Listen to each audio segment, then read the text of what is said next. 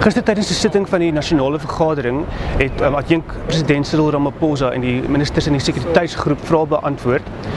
Uiteraard was die gebeure by die staatsrede hoog op die agenda van die oppositie.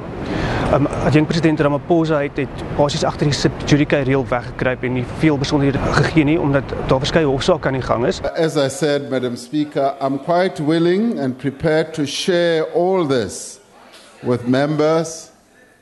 But I am, as I said, constrained by the fact that this matter is before court.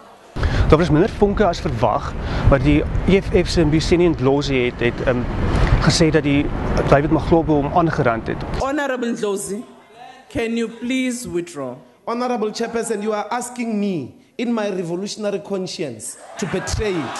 I cannot betray my revolutionary conscience.